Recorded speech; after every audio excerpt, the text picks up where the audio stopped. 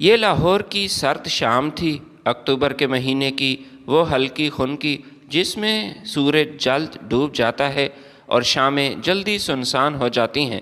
میں روز کی طرح دفتر سے واپس آیا تو اخبار کے صفحہ آخر میں میری نظر ایک اشتہار پر ٹھہر گئی۔ لکھا تھا گلبرگ میں مکان برائے فروخت، 10 مرلہ کا مکان، پرانا مگر صاف ستھرا، مناسب قیمت، اصل مالک مکان سے رابطہ، اور اس کا ایڈریس بھی لکھا تھا، مکان نمبر 27۔ میں کئی دنوں سے مکان ڈھونڈ رہا تھا تو فوراً اگلی صبح جانے کا فیصلہ کیا۔ اگلے دن جب میں وہاں پہنچا تو گلی میں ایک عجیب سی خاموشی تھی۔ لاہور کی مصروف سڑکوں کے شور کے برعکس یہاں بھی دھیرے سے چلتی تھی۔ مکان نمبر 27 کے سامنے پہنچ کر میں نے دستک دی۔ دروازے پر ایک بوڑھا آدمی آیا، سفید داڑھی، جھریوں بھرا چہرہ اور آنکھوں میں وہ سکون جو صرف صبر والوں کو ہی نصیب ہوتا ہے۔ ساتھ ہی ایک دبلی پتلی عورت تھی، سفید دوپٹے میں لپٹی ہوئی، جو شاید اس کی بیوی تھی۔ جی بیٹا، آپ اشتہار دیکھ کر ہی آئے ہیں؟ بوڑھے نے نرمی سے پوچھا۔ جی ہاں، مکان دیکھنا چاہ رہا تھا۔ انہوں نے دروازہ کھول دیا۔ میں اندر داخل ہوا۔ پرانی مگر صاف ستھری عمارت تھی۔ صحن میں بیل بوٹے لگے ہوئے تھے، دیواروں پر وقت کی تہ جمی ہوئی تھی۔ دیوار کے ایک حصے پر ایک بڑی سی تصویر لٹکی تھی، ایک نوجوان کی، وکیلوں والا کوٹ، چہرے پر پر اعتماد سی جھلک، آنکھوں میں کامیابی کی چمک۔ میں نے بے اختیار پوچھا، یہ آپ کا بیٹا ہے؟ بوڑھا مسکرایا، وہ مسکراہٹ جو فخر سے بھری تھی مگر آنکھوں میں نمی چھپا نہ سکا۔ جی، یہ میرا بیٹا ہے، جج سجاد رسول، اب ہائی کورٹ کا جج ہے۔ میں ٹھٹک گیا۔ نام تو کچھ جانا پہچانا سا تھا، اور جج صاحب آپ کے بیٹے ہیں؟ ہاں بیٹا، وہی تو میں کہہ رہا ہوں۔ پہلے وکالت میں نام کمایا، پھر ہائی کورٹ میں جج بنا۔ اللہ نے بہت عزت دی اسے۔ میں نے ان کی آنکھوں میں چمک دیکھ لی، لیکن چمک کے پیچھے ایک سایہ بھی تھا، تنہائی کا۔ تو پھر آپ کے ساتھ وہ نہیں رہتے کیا؟ بوڑھا لمحہ بھر خاموش رہا، پھر بولا، اب اس کے پاس وقت کہاں، اب تو ہم اخبار میں ہی اس کے فیصلے پڑھتے ہیں اور دل ہی دل میں دونوں میاں بیوی خوش ہوتے ہیں۔ بوڑھی عورت نے دھیرے سے کہا، بیٹا وہ بہت مصروف ہے نا، جج لوگ کب کسی سے مل پاتے ہیں۔ میں خاموش رہا مگر دل کے اندر کچھ چبھا۔ بوڑھا بولا، بیٹا ایک بات بتاؤں، یہ مکان ہم نے اس کے لیے ہی تو بنایا تھا۔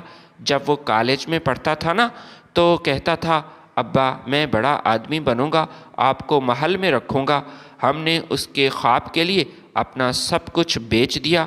پھر ایک لمحے کے توقف کے پاس وہ بولا، میں نے اپنا گردہ بھی فروخت کیا تھا اس کے لیے۔ یہ سن کر میں چونک گیا۔ کیا کہا آپ نے؟ ہاں بیٹا، وہ میڈیکل کالج کی فیس نہیں دے سکتا تھا، میرے پاس کچھ نہیں تھا۔ ایک دوست نے کہا، ایک گردہ دے دے تو بیٹے کا مستقبل بن جائے گا۔ میں نے اپنا گردہ دے دیا۔ اس کے چہرے پر کوئی پچھتاوا نہیں تھا، بس ایک درد بھری تسکین تھی، جیسے قربانی اس کے لیے عبادت ہو۔ بوڑھی عورت کی آنکھیں بھیگ چکی تھیں۔ تب سے اس کا خیال رکھتے ہیں تصویروں میں۔ اصل میں ہم ان سے دور ہو گئے ہیں، کبھی کبھار اس کا فون آتا ہے، وہ بھی رسمی سا۔ میں خاموش کھڑا تھا، دل جیسے کسی نے مٹھی میں جکڑ لیا ہو۔ چند لمحوں بعد بوڑھا بولا، بیٹا مکان بیچنا ہے، علاج کے پیسے نہیں، بڑھاپے میں خرچ حد سے بڑھ گیا ہے۔ میں نے ان کی طرف دیکھا، دل چاہا کہ فوراً بول دوں کہ میں یہ مکان نہیں خرید سکتا، مگر پھر زبان بند تھی۔ رات میں دیر تک وہ چہرہ ذہن میں کھویا رہا، وہ بوڑھا جو اپنے بیٹے کے نام پر فخر کر رہا تھا اور اسی کی دوری پر ٹوٹا ہوا بھی تھا۔ اگلے دن میں نے اخبار میں جج سجاد رسول کی تصویر دیکھی، ہائی کورٹ سے نکلتے ہوئے وکلاء کے جھرمٹ میں، چہرے پر وہی اعتماد اور وہی روب تھا۔ اسی لمحے میرے اندر کچھ ٹوٹ گیا۔ میں نے فیصلہ کیا کہ میں اس جج کو دکھاؤں گا کہ اصل انصاف کیا ہوتا ہے۔ اگلے دن میں نے ہائی کورٹ کے سامنے ایک پھلوں کی ریڑھی لگائی۔ سورج بہت تیز تھا۔ میں سائے میں ریڑھی لگا کر بیٹھ گیا۔ میرے ارد گرد مزدور، خاک روب اور رکشہ والے سب اپنے اپنے روزگار میں مگن تھے۔ दोपहर के वक्त जज सज्जाद रसूल की गाड़ी अदालत के अहाते से बाहर निकली। मैंने रेहड़ी पर रखा आम का टुकड़ा काटा, हाथ में उठाया और धीरे से कहा, आइए जज साहब, इंसाफ का जायका चख लीजिए। वो चौंक कर मेरी तरफ देखने लगा, गोया मेरी जुर्रत कैसे हुई जज साहब से बात करने की। मैंने रेहड़ी के नीचे से एक पुराना फ्रेम निकाला, उसके वालिदैन के मकान से ही वही तस्वीर जिसमें वो जवान पुरअज़म और ख्वाबों से भरपूर खड़ा था। उसके चेहरे का रंग उड़ गया। सोच रहा था ये तस्वीर मेरे पास कैसे आई। वो एक लम्हे के लिए रुका, फिर गाड़ी का दरवाज़ा बंद किया और भागता हुआ अंदर अदालत की तरफ वापस चला गया। मैं रेहड़ी के पास खड़ा मुस्कुराता रहा, मगर दिल के अंदर आंसू बह रहे थे। अगले दिन हाई कोर्ट के बाहर मैंने फिर वही रेहड़ी लगाई। लोग रोज़ आते जाते, फल खरीदते, हंसते बोलते, मगर मेरी निगाहें बार बार उस दरवाज़े पर टिक जाती जहाँ से जज सज्जाद रसूल की गाड़ी गुज़रती थी। मुझे नहीं मालूम था कि कल से मेरी उस बात ने, उस एक लम्हे ने जज के दिल में कैसा तूफ़ान बर्पा कर दिया। उसी शाम जज सज्जाद रसूल के बंगले में खामोशी थी। उसके सामने मेज़ पर वही पुराना फ्रेम रखा था जो मैंने दिखाया था। वो तस्वीरें जिन्हें उसने बरसों पहले दीवारों से उतार दिया था, आज उसके सामने रखी थी और उसके हाथ काँप रहे थे। बीवी ने पूछा, क्या हुआ सज्जाद, तुम ठीक हो? तबीयत ठीक नहीं लग रही। उसने धीरे से कहा, आज एक आदमी मिला, उसने मुझे मेरी जवानी दिखाई, वही तस्वीरें जो मैंने माजी में छोड़ दी थी। बीवी ने लापरवाही से कहा, ओ अच्छा, ये कौन सी बड़ी बात है, शायद कोई पुराना जानने वाला होगा। मत सोचो इन बातों को, तुम्हारी पोजीशन, तुम्हारी इज़्ज़त, सब कुछ तुम्हारी मेहनत से है, तुम्हारी लगन से है। माजी को दफन रहने दो। सज्जाद खामोश रहा। लेकिन माजी दफन कब होता है? वो तो सांस के साथ साथ चलता है। रात के वक्त उसने अपनी माँ को फ़ोन मिलाया। पहली बार कई महीनों बाद फ़ोन बजा, कोई जवाब ना आया। उसने दोबारा मिलाया। अब के बार एक मध्यम सी आवाज़ आई, हेलो, कौन? अम्मी, मैं सज्जाद। चंद लम्हे खामोशी छाई रही, फिर दूसरी तरफ से एक कांपती हुई आवाज़ गूंजी, अल्लाह तेरा भला करे बेटा, ख्वाब तो नहीं देख रही मैं? अम्मी, मैं बस हाल पूछना चाहता था। हम ठीक हैं बेटा, तुम अपने फ़ैसलों में मसरूफ़ रहो, हमारे लिए फ़िक्रमंद होने की कोई ज़रूरत नहीं, हमारी गुज़र जाएगी। फिर बूढ़ी औरत के लहजे में थकन उतर आई थी। तेरा अब्बा को बुखार है, 2 दिन से नहीं उतर रहा, दवा ख़त्म हो चुकी है, कल मोहल्ले वाले से मांग लेंगे, अल्लाह बड़ा कारसाज है। सज्जाद की आंखों में नमी आ गई। अम्मी, मैं कल आऊँगा। लेकिन फ़ोन बंद हो गया और सज्जाद पूरी रात करवटें बदलता रहा। अगली सुबह वो हस्बे मामूल अदालत गया, मगर फ़ैसले लिखते हाथ रुक गए। हर मुकदमे के पीछे उसे अपने बाप की झरियाँ याद आईं, हर बहस में अपनी माँ की खांसी सुनाई दी। उसी दिन अदालत के अहाते के बाहर उसने फिर वही रेहड़ी देखी। मैं आम तराश रहा था। उसने गाड़ी रोकी, शीशा नीचे किया और धीरे से बोला, कल तुमने वो तस्वीर कहाँ से ली थी, आप मुझे बता सकते हैं? मैंने हंसते हुए कहा, वो उसी मकान से जिसका इश्तिहार आपके वालिद ने अखबार में दिया था, वहाँ पर उनसे मुलाकात हुई और ये तस्वीर देखी। वो मकान अब फ़रोख्त के लिए है। जज साहब, सज्जाद की आंखों में कुछ टूटा। क्या वो मकान बेच रहे हैं? क्यों? मैंने जवाब दिया, क्योंकि अब आपके अब्बू के पास दवा के पैसे नहीं और आपकी अम्मी के हाथ कांपते हैं। उन्होंने कहा था मकान फ़रोख्त करके उसका इलाज करवाएगी। सज्जाद के चेहरे के रंग उड़ गए। गाड़ी का दरवाज़ा बंद हुआ और वो तेज़ी से चला गया। मैंने रेहड़ी के नीचे से आम के छिलकों के साथ अपनी आँखों के आंसू पोंछ लिए। रात को लाहौर में तेज़ बारिश हो रही थी। बूढ़े के मकान के बाहर रक्षा रुका। दरवाज़े पर दस्तक हुई। बूढ़ी औरत ने दरवाज़ा खोला।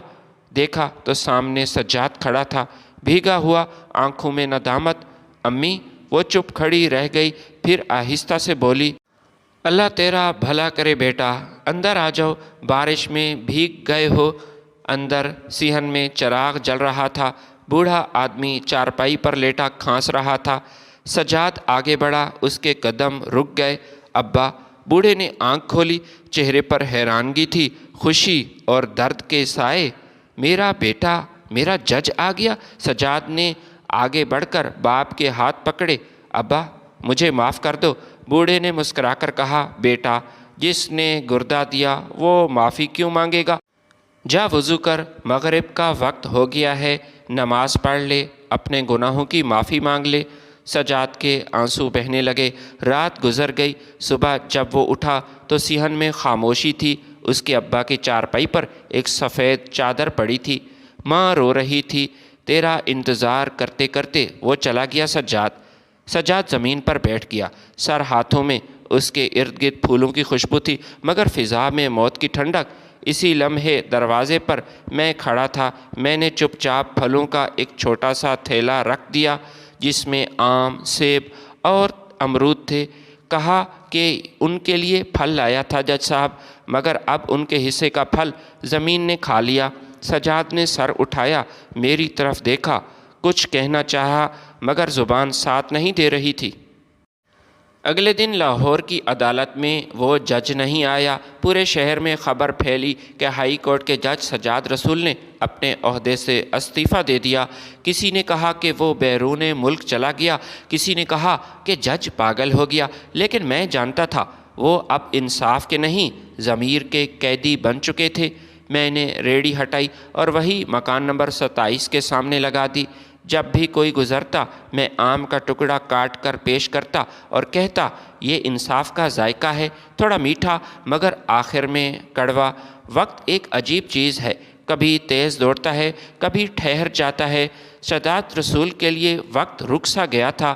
باپ کے جنازے کے بعد اس نے اپنے بنگلے کے دروازے بند کر دیے تھے۔ کمرے اندھیرے میں ڈوب گئے تھے، مگر روشنی سے زیادہ اس کے اندر ضمیر کا اندھیرا پھیل چکا تھا۔ عدالت چھوڑنے کے بعد لوگ بھول گئے کہ وہ کبھی جج بھی تھا۔ اس کے فیصلے اب کسی فائل میں نہیں، اس کے خوابوں میں گونجتے تھے۔ رات کو وہ چیخ اٹھتا، اعتراض منظور، نہیں نہیں، میں مجرم ہوں۔ بیوی نے کچھ دن تو برداشت کیا، لیکن پھر بیوی نے محسوس کیا کہ سجاد پاگل ہو گیا۔ بچوں کو لے کر وہ بھی میکے چلی گئی۔ سجاد اب اکیلا تھا۔ اس کے ارد گرد صرف قانون کی کتابیں جنہیں اب وہ نفرت سے دیکھتا تھا۔ ایک شام میں اس کے بنگلے کے باہر سے گزرا، دروازہ کھلا تھا۔ وہ صحن میں بیٹھا تھا، ہاتھ میں آم پکڑا ہوا، شاید وہی پھل جو کبھی میری ریڑھی پر دیکھتا تھا۔ میں خاموشی سے آگے بڑھا، جج صاحب کیسے ہیں؟ وہ چونک کر میری طرف دیکھنے لگا۔ اب مجھے جج مت کہو، میں نے اپنی عدالت خود پر لگا لی ہے۔ میں نے کہا، کبھی کبھی سزا قید سے بڑی ہوتی ہے جج صاحب، ندامت کی سزا۔ وہ تھوڑا سا مسکرایا اور کہا، ہاں میاں، ٹھیک کہہ رہے ہو، جیسے کسی پرانے فیصلے پر نوٹ لکھ رہا ہو۔ تم ٹھیک کہتے ہو، میں نے اپنے والد کے لیے بالکل انصاف نہیں کیا۔ میں قانون کو سناتا رہا مگر خود قانون کا مجرم بن گیا۔ چند لمحے خاموشی رہی، بارش شروع ہو چکی تھی۔ وہ آہستہ سے بولا، میں کل اس کی قبر پر جاؤں گا، کچھ کہنا ہے مجھے ان سے۔ میں نے سر ہلایا، جاؤ، شاید وہ سن لیں۔ اگلی صبح لاہور کی فضا دھندلی تھی۔ گلبرگ کے قبرستان میں مکمل خاموشی تھی۔ سجاد نے قبر کے قریب جا کر بیٹھ گیا۔ اس کے ہاتھ میں پرانا سا فریم تھا، وہی تصویر جس میں وہ جوانی کے وقت باپ کے ساتھ کھڑا تھا۔ ابا، میں آ گیا ہوں۔ آپ کہتے تھے بیٹا بننے کے لیے بڑے عہدے نہیں، بڑے دل کی ضرورت ہوتی ہے۔ میں نے عہدہ پا لیا تھا، دل کھو دیا۔ اس نے ہاتھ سے قبر کی مٹی چھوئی۔ میں تمہارا مکروس ہوں ابا، تم نے گردہ بیچا، میں نے روح بیچ دی۔ بارش کی بوندیں قبر کی مٹی میں جذب ہو رہی تھیں۔ وہ رونے لگا۔ میں نے انصاف کے ممبر سے لوگوں کے فیصلے تو کیے، مگر اپنے باپ کے حق میں فیصلہ نہ کر سکا۔ ابا، میرا فیصلہ سنا دو نا۔ ہوا کا ایک جھونکا آیا، قریب لگی ٹہنی سے ایک پتا ٹوٹا اور قبر پر آ گرا۔ سجاد نے اسے دیکھا، پھر دھیرے سے کہا، فیصلہ آ گیا ابا، قصوروار میں ہی ہوں، سزا زندگی بھر قید احساس ہوگا۔ میں وہاں دیر تک بیٹھا رہا۔ شام ڈلتے میں قبرستان کے باہر پہنچا تو دیکھا وہ جا چکا تھا، لیکن قبر پر کچھ رکھا تھا۔ پھلوں کی ایک چھوٹی سی پلیٹ، 3 آم اور ایک نوٹ، ان کے لیے ہیں۔ جو محبت میں فاقے کرتے ہیں اور ان کے لیے جو دیر سے مگر سچائی تک پہنچتے ہیں۔ سجاد رسول: میں نے وہ نوٹ پڑھا، دل بھر آیا۔ میں جانتا تھا اس شخص نے اب دنیا سے ناطہ توڑ لیا تھا۔ دن گزرتے گئے، میں نے اسے لاہور کی سڑکوں پر پھر کبھی کبھار دیکھا۔ کبھی وہ انارکلی کے پاس کسی فقیر کو کھانا دے رہا ہوتا تھا، کبھی کسی بس اسٹاپ پر بچوں کو سکول کے پیسے دیتا۔ اب وہ انصاف بانٹنے والا بالکل نہیں تھا، انصاف جیننے والا بن گیا تھا۔ لیکن اس کی آنکھوں میں ہمیشہ ایک درد رہتا تھا، ایک ایسا درد جو وہ خود کو سنا نہیں سکتا تھا۔ ایک رات دسمبر کی ٹھنڈی ہوا میں ریڑھی سمیٹ رہا تھا۔ ایک آدمی میرے پاس آیا، چہرہ کمزور، داڑھی بڑی ہوئی، مگر نگاہیں پہچان لی۔ میں جا رہا ہوں، اس نے کہا۔ میں نے کہا کہاں؟ جہاں عدالتیں نہیں ہوتی۔ میں کچھ بول نہ سکا۔ اس نے ہاتھ میں ایک چھوٹا سا کاغذ تھمایا۔ اگر کبھی کوئی مجھ سے انصاف مانگنے آئے تو یہ پڑھ دینا۔ میں نے وہ کاغذ کھولا۔ اس پر لکھا تھا، جس کے پاس دل نہیں وہ کبھی منصف نہیں ہو سکتا۔ میرا فیصلہ، میں گنہگار ہوں۔ سابق جج سجاد رسول۔ 2 دن بعد خبر آئی، گلبرگ کے پرانے مکان 27 میں آگ لگی۔ پولیس نے بتایا مکان میں کوئی موجود نہیں تھا، مگر راکھ میں ایک فریم ملا، جوان سجاد رسول کی تصویر، جس کے شیشے کے اندر پھولوں کے چھلکے رکھے ہوئے تھے۔ میں نے وہ خبر پڑھی اور بس اتنا کہا، کبھی کبھی عدالتیں نہیں، انسان خود اپنے فیصلے لکھتا ہے۔ میں نے اگلے دن اپنی ریڑھی پر ایک چھوٹا سا بورڈ لگایا، انصاف کا ذائقہ، سجاد عام۔ اور جب بھی کوئی خریدار پوچھتا یہ نام آپ نے کیوں رکھا، میں مسکرا کر کہتا کیونکہ کچھ ذائقے میٹھے نہیں، یادگار ہوتے ہیں۔ لاہور کی صبح ہمیشہ ایک جیسی شور سے جاگتی ہے، گاڑیوں کی آوازیں، چائے والوں کی صدائیں، دکانوں کے شٹر اٹھنے کی گڑگڑاہٹ۔ مگر اس دن اس گلی میں جہاں مکان نمبر 27 تھا، ہوا بھی چپ تھی، وہ بھی خاموش تھی۔ آگ بجھ چکی تھی، مگر دیواروں پر سیاہ نشانات باقی تھے۔ مکان کے دروازے پر پولیس کی پٹی لگی تھی اور میں وہی ریڑھی والا سامنے فٹ پاتھ پر کھڑا یہ سب دیکھ رہا تھا۔ پاس کھڑے ایک سپاہی نے بتایا، صاحب اندر کوئی نہیں تھا، مگر راکھ ملی، ایک چیز ملی ہے، جج صاحب کی گھڑی جو رکی ہوئی ہے، وقت دکھا رہی ہے رات کے 3:14۔ میں نے دل ہی دل میں کہا، شاید وہ وقت تھا جب اس کے دل کی عدالت کا فیصلہ ہوا۔ دن گزرتے گئے، لاہور کے لوگوں نے وہ واقعہ جلد بھلا دیا، عدالتوں میں نئے جج آ گئے، فیصلے بدلتے گئے، مگر مکان نمبر 27 کے باہر وقت تھم گیا تھا۔ میں نے وہیں اپنی ریڑھی لگا لی۔ دیوار پر جہاں کبھی سجاد کی تصویر لگی تھی، اب راکھ کا ایک ہلکا سا داغ تھا، جیسے کسی نے تصویر کو مٹا دیا، بس آنکھوں میں چھپا لیا ہو۔ کبھی کبھار کچھ لوگ آتے، رک کر پوچھتے، یہاں پہلے کون رہتا تھا؟ میں مسکرا کر کہتا، یہاں ایک جج رہتا تھا جو انصاف بولا کرتا تھا۔ پھر ایک دن خاموش ہو گیا اور مکمل خاموشی۔ پھر میں آم کا ایک ٹکڑا کاٹ کر ان کے ہاتھوں میں دیتا، یہ چکھ کر بتاؤ میٹھا ہے یا کڑوا؟ وہ لوگ ہنس کر کہتے، میٹھا تو ہے، مگر کچھ عجیب سا ذائقہ ہے۔ میں دھیرے سے کہتا، ہاں، یہ وہی انصاف کا ذائقہ ہے جو لاہور نے چکھا تھا۔ کئی مہینے بعد ایک دن ڈاکیا آیا، اس کے ہاتھ میں ایک لفافہ تھا، پرانا سا تھا مگر صاف۔ لفافے پر لکھا تھا، برائے ریڑھی والا جو سچ بولتا ہے۔ میں نے کھولا، اندر ایک خط تھا، تحریر پہچان میں آئی۔ یہ تحریر جج سجاد رسول کی تھی، خط پر تاریخ لکھی تھی، آگ لگنے سے ایک دن پہلے کی۔ میرے دوست، تم نے مجھے میری اصل حقیقت دکھائی۔ میں نے اپنی زندگی دوسروں کے فیصلے کرتے گزار دی تھی، مگر کبھی خود پر میں نے فیصلہ نہیں کیا، نہ ہی سنایا۔ آج تمہاری ریڑھی نے مجھے سچ بتایا، انصاف کے پھل میٹھے نہیں، سچے ہوتے ہیں۔ کل میں مکان نمبر 27 واپس جا رہا ہوں، شاید وہ میرا آخری فیصلہ ہو۔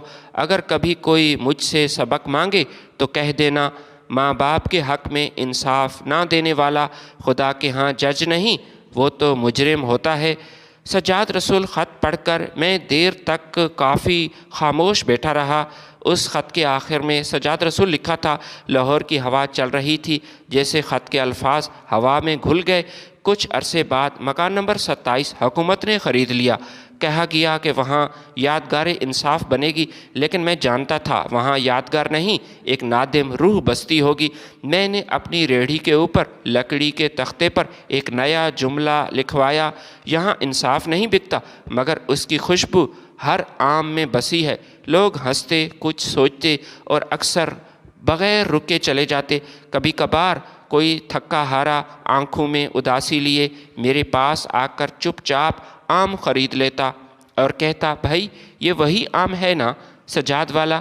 میں مسکرا دیتا، ہاں وہی، جس نے اپنی مٹھاس ایک باپ کے آنسوؤں میں بھگو دی۔ سالوں بعد لاہور کے اس حصے میں ایک نیا پل بنا۔ گلی کا نام بدل چکا تھا، مکان نمبر 27 کا نشان مٹ چکا تھا، لیکن جب کبھی بارش ہوتی تو اس گلی میں ایک مانوس سی خوشبو پھیل جاتی، آم، مٹی اور آنسوؤں کی۔ میں اب بوڑھا ہو چکا ہوں، ریڑھی اب پرانی ہے، میرے ہاتھ بھی لرزتے ہیں، مگر ہر بار جب کوئی نوخیز وکیل میرے پاس آتا ہے اور کہتا ہے کہ چچا دعا کریں میں جج بنوں، تو میں سر جھکا کر کہتا ہوں، بیٹا جج بنو لیکن پہلے انسان بن جاؤ، جج ہونا بعد کی بات ہے۔ پھر میں آم کا ٹکڑا کاٹ کر اسے دیتا ہوں، وہی ذائقہ جو کبھی سجاد رسول نے چکھا تھا اور اب لاہور کی ہوا میں گھل چکا ہے۔ آخری منظر، ایک شام بارش ہو رہی ہے، میں اپنی ریڑھی سمیٹ رہا ہوں، آسمان پر بجلی چمکی اور لمحے بھر کو مکان نمبر 27 کی راکھ پر روشنی پڑی۔ مجھے لگا جیسے وہاں کوئی کھڑا ہے، سفید لباس میں مسکراتا ہے اور دھیرے سے کہہ رہا ہو، فیصلہ سنا چکا ہوں، انصاف مکمل ہوا۔ میں نے آسمان کی طرف دیکھا، آم کا آخری ٹکڑا ہوا میں اچھلا اور زیر لب کہا، اللہ تو بڑا منصف ہے۔ اور کبھی کبھار وہ پھلوں کی ریڑھی سے فیصلہ سناتا ہے۔ بارش بڑھ گئی، میں ریڑھی دھکیل کر اندھیرے میں غائب ہو گیا۔ 15 سال گزر چکے تھے، لاہور اب بدل گیا تھا، نئی سڑکیں، نئی عدالتیں، نئے چہرے، مگر میں اب بھی وہی ہوں، ایک بوڑھا ریڑھی والا جس کی ریڑھی کے نیچے یادوں کی جڑیں اگی ہیں۔ لوگ کہتے ہیں کہ اب مکان نمبر 27 کی جگہ ایک جدید بلڈنگ کھڑی ہے جسے ججز ریزیڈنس کہا جاتا ہے۔ میں روز وہاں سے گزرتا ہوں، دیوار کے ایک کونے میں راکھ کا ایک نیا سا داغ اب بھی باقی ہے جسے کوئی شخص بھی پینٹ نہیں کر سکا۔ کبھی کبھار میں رک کر اسے دیکھتا ہوں اور دل میں ایک فکرہ گونجتا ہے، فیصلہ سنا دیا گیا ہے۔ اس رات بارش ہو رہی تھی، میں اپنی ریڑھی گھر لے جا رہا تھا، اچانک ہوا میں آموں کی خوشبو پھیل گئی تھی۔ عجیب بات تھی، موسم سردیوں کا تھا، آموں کا نہیں۔ میں نے پلٹ کر دیکھا، گلی کے آخری سرے پر بارش میں ایک دھندلا سا سایہ کھڑا تھا، سفید لباس میں، ہاتھ میں فائل، چہرے پر وہی مسکراہٹ۔ جج سجاد رسول۔ میں رک گیا۔ تم؟ وہ قریب آیا، آواز دی مگر ہلکی، جیسے ہوا سے بنی ہو۔ فیصلہ دوبارہ لکھنا تھا۔ میں نے چونک کر پوچھا، کون سا فیصلہ؟ سب کچھ تو ختم ہو چکا۔ اس نے آسمان کی طرف دیکھا، بارش کی بوندیں اس کے وجود سے گزر کر جا رہی تھیں۔ نہیں، اب آخری اپیل باقی ہے، ابھی بھی آخری اپیل ہے۔ انصاف زمین پر نہیں مکمل ہوتا، آسمان پر بھی ایک سماعت باقی رہتی ہے۔ میں نے دھیرے سے کہا، اور تم وہاں جا رہے ہو؟ وہ مسکرا کر بولا، جا رہا ہوں، دعا کرنا، مگر اکیلا نہیں، میرے ابا وہاں ہیں، میری ماں وہاں مسکرا رہی ہے، اور میرا فیصلہ وہ خود خدا لکھے گا۔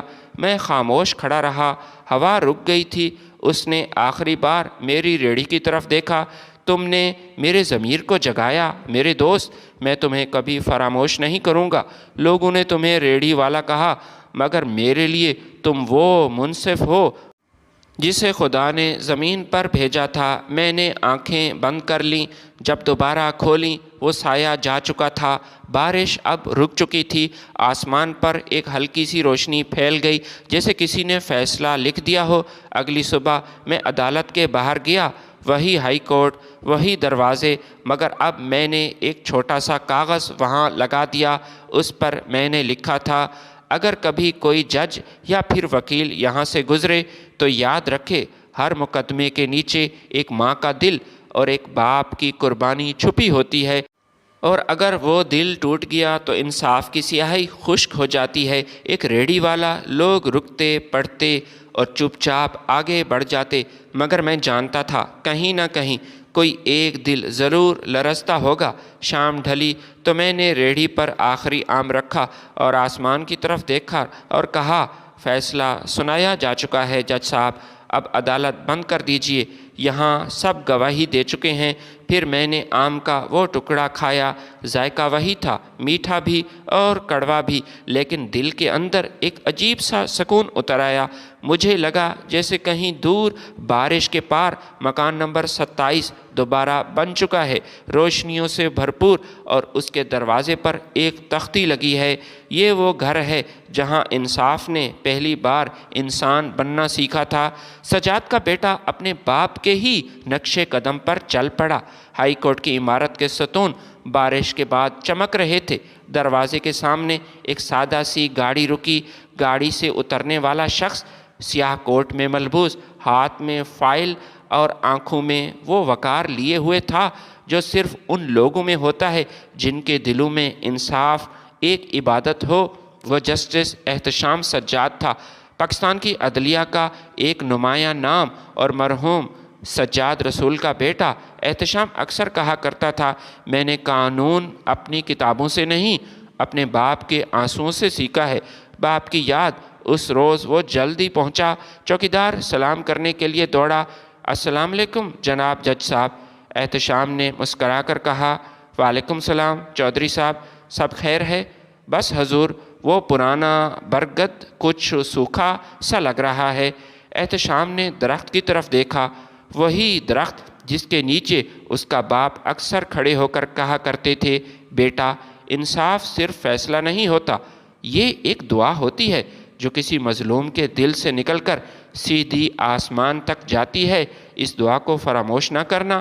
احتشام نے آسمان کی طرف دیکھا، بادلوں کے پیچھے سے ہلکی روشنی جھانک رہی تھی، دل میں ایک دھیمی سی چبھن تھی۔ ابا، آپ کی عدالت میں جو ادھورے فیصلے رہ گئے ہیں وہ میں پورے کروں گا، آپ کا بیٹا آپ کے کام آئے گا، بس میرے لیے دعا کرنا۔ دوپہر کو جب احتشام اپنے چیمبر میں بیٹھا فائلیں دیکھ رہا تھا، ایک خاص فائل اس کے سامنے رکھی گئی۔ سیکرٹری نے کہا، سر، یہ کیس براہ راست چیف جسٹس کے دفتر سے آیا ہے، 4 سال سے التوا کا شکار ہے، مدعیہ زینب اشرف، مدعا فاروق انٹرپرائزر۔ اور احتشام نے سر اٹھایا۔ زینب اشرف، یہ نام اس کے کانوں میں گونجنے لگا۔ اس نے فائل کھولی، پہلا صفحہ پڑھتے ہی دل جیسے کسی انجانی دھڑکن سے لرز گیا۔ زینب اشرف لاہور کی ایک اکیلی عورت جسے کمپنی کے مالک نے جھوٹے الزامات میں پھنسایا تھا، 4 سال سے انصاف مانگ رہی تھی۔ یہ وہی مقدمہ تھا جو اس کے والد سجاد رسول کے زمانے میں آیا تھا، مگر فیصلہ سنانے سے پہلے ہی وہ وفات پا چکے تھے۔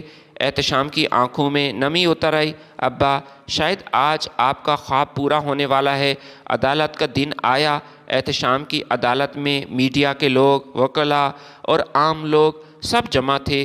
ایک دروازے سے زینب داخل ہوئی، سفید دوپٹہ، چہرے پر تھکن، مگر آنکھوں میں ایک روشنی سی تھی، اور وہ روشنی جو صرف سچ بولنے والوں کے چہرے پر ہی ہوتی ہے۔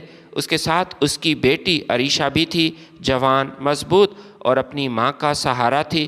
عدالت میں مکمل خاموشی چھا گئی۔ احتشام نے پہلی نظر میں ہی زینب کو دیکھا اور ایک لمحے کے لیے اسے محسوس ہوا جیسے وقت رک سا گیا۔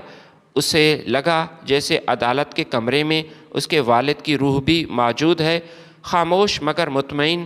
مدعیہ زینب اشرف، آپ بیان دینا چاہتی ہیں؟ احتشام کی آواز نرم مگر واضح تھی۔ زینب نے سر اٹھایا، جناب والا، میں 4 سال سے ہر عدالت کے در پر گئی ہوں، میری فائلیں، میرے ثبوت، میری عزت سب داؤ پر لگ چکا ہے۔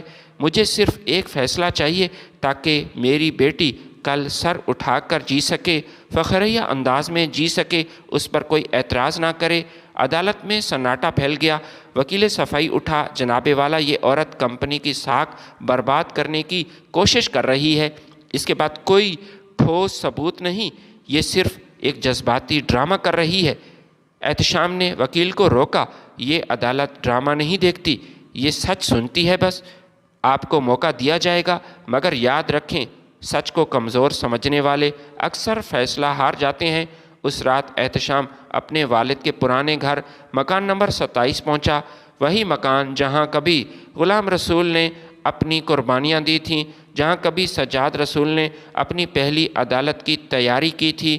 دروازہ کھولتے ہی گرد اڑ گئی، کمرے کی دیواریں پر پرانی تصویر لٹکی ہوئی تھی۔ سجاد رسول مسکرا رہے تھے اور اس کے نیچے وہی جملہ لکھا تھا، فیصلہ وہی ہوتا ہے جس میں خدا کی خوشنودی ہو۔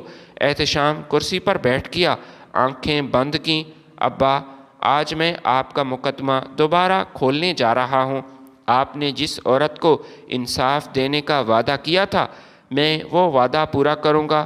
ہوا کے جھونکے سے کھڑکی بجی، ایسا لگا جیسے آواز آئی ہو، احتشام بیٹا، فیصلہ صرف عدالت میں نہیں، ضمیر میں لکھا جاتا ہے۔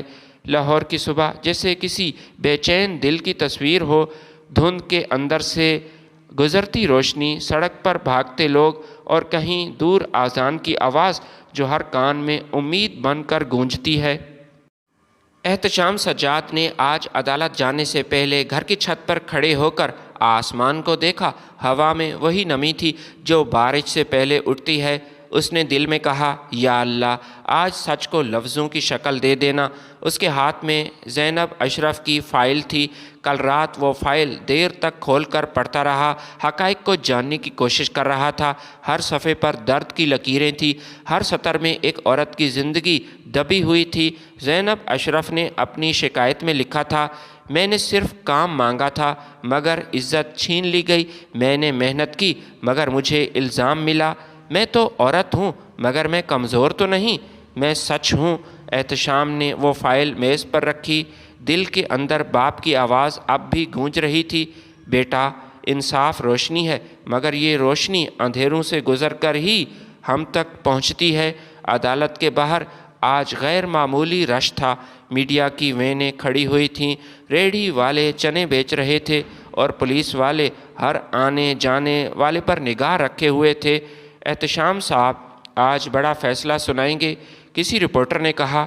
اس کے بعد دوسرا بولا، کیا ایک عورت کا بیان اتنا طاقتور ہو سکتا ہے کہ ایک بڑی کمپنی کو ہلا دے؟ اندر کمرہ عدالت کچا کچ بھرا ہوا تھا۔ زینب اشرف پہلی صف میں ہی بیٹھی ہوئی تھی، اس کی بیٹی عریشہ اس کا ہاتھ پکڑے ہوئے تھی جیسے وہ اپنی ماں کو تسلی دے رہی ہو۔ جب احتشام سجاد عدالت میں داخل ہوا، سب کھڑے ہو گئے۔ وہ کرسی پر بیٹھا، گھنٹی بجی اور فائل کھولی۔ عدالت کی کارروائی شروع کی جاتی ہے۔ کیس نمبر 273، زینب اشرف بنام فاروق انٹرپرائزر۔ کمرہ خاموش ہو گیا، صرف پنکھے کی گھومتی ہوئی آواز باقی رہ گئی تھی۔ پہلا گواہ کمپنی کا مینیجر تھا، صاف ستھرا سوٹ، تیز لہجہ اور آنکھوں میں تکبر۔ جناب والا، زینب اشرف نے خود کمپنی چھوڑنے کا فیصلہ کیا تھا، اس بات کا میں گواہ ہوں۔ اسے کوئی پریشانی نہیں دی گئی تھی، بلکہ اس نے بعد میں بدنامی پھیلانے کے لیے سوشل میڈیا پر کمپنی کے خلاف پوسٹیں لکھیں جو کہ قابل قبول بالکل نہیں تھیں۔ احتشام نے فائل بند کی۔ آپ کے پاس ان دعووں کا کوئی ثبوت ہے؟ اس نے کہا، جی، کچھ پرنٹس ہیں، عدالت میں دکھائیں۔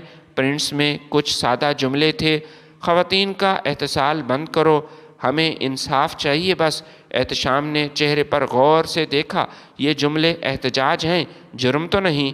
کیا تمہیں لگتا ہے کہ سچ بولنا جرم ہے؟ مینیجر چپ ہو گیا۔ احتشام نے اگلا سوال کیا، کیا تمہیں معلوم ہے کہ تمہاری کمپنی کے مالک فاروق صاحب اس مقدمے سے پہلے ہی 2 بار ہراساں کے الزام میں نامزد ہو چکے ہیں؟ کیا یہ تم بات جانتے ہو؟ عدالت میں سرگوشیاں شروع ہو گئیں۔ مینیجر کے چہرے کا رنگ اڑ گیا، مجھے نہیں معلوم جناب، میں جھوٹ نہیں بولوں گا۔ احتشام کے سخت لہجے میں کہا، قانون لا علمی کو معاف نہیں کرتا۔ مدعیہ زینب اشرف کو پیش کیا جائے۔ زینب کھڑی ہوئی، ہاتھ میں قرآن مجید، قدموں میں لرزش تھی مگر لہجہ پھر بھی مضبوط تھا۔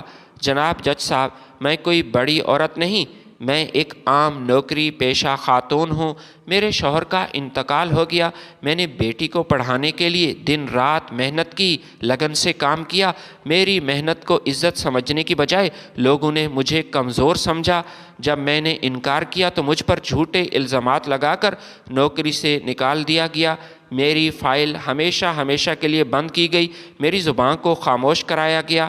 عدالت میں کئی آنکھیں بھیگ گئی تھیں۔ زینب نے لرزتی ہوئی آواز میں کہا، میں صرف اتنا چاہتی ہوں کہ میری بیٹی عریشہ کل کسی دفتر میں ڈری ہوئی عورت کے طور پر کسی کو نہ دکھے، میں چاہتی ہوں کہ اس کے لیے قانون ایک سایہ ہو، قانون اس کا رکھوالا ہو، دیوار ہو، کوئی رکاوٹ نہ ہو۔ احتشام نے قلم رکھا، عدالت آپ کی بات نوٹ کر رہی ہے۔ دوپہر کے بعد احتشام کے چیمبر میں دو با اثر افراد آئے تھے، ایک سیاستدان تھا، ایک تاجر۔ احتشام صاحب، آپ نوجوان ہیں، عقل مند ہیں، اور یہ چھوٹا سا کیس ہے، اس میں آپ الجھے ہیں۔ فاروق انٹرپرائزر ملک کی بڑی کمپنی ہے، بس فیصلہ تھوڑا نرم ہو کر دیجئے۔ احتشام نے مسکرا کر چائے کا کپ رکھا۔ آپ لوگ سمجھتے ہیں کہ انصاف ایک سودا ہے اور یہ میں سودا کر دوں گا؟ سیاستدان ہنسا، بیٹا ہم بھی سسٹم کو جانتے ہیں، یہاں سچ وہی ہے جس کے پیچھے پیسہ ہے۔ احتشام کھڑا ہوا، اگر آپ کی گفتگو ختم ہو گئی ہو تو دروازہ وہ رہا، آپ جا سکتے ہیں، یہ عدالت ہے، منڈی نہیں۔ دونوں حیران تھے۔ باہر نکلتے وقت سیاستدان بولا، تمہارے باپ جیسے ایماندار لوگ اب اس دنیا میں نہیں رہے تو تم کس کھیت کی مولی ہو؟ احتشام نے آہستہ سے کہا، میرا باپ نہیں مرا، وہ ہر فیصلے میں زندہ ہے، وہ میرے اندر زندہ ہے۔ رات گئے، احتشام گھر لوٹا، کمرے میں والد کی تصویر کے سامنے بیٹھ گیا، موم کی لو کانپ رہی تھی۔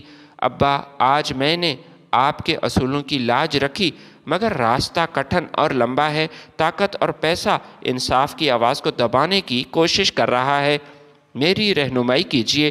ہلکی سی ہوا چلی، کھڑکی کے شیشے بجنے لگے، ایسا لگا جیسے کسی نے سرگوشی کی ہو۔ احتشام، انصاف کبھی نہیں ہارتا، بس وقت لیتا ہے۔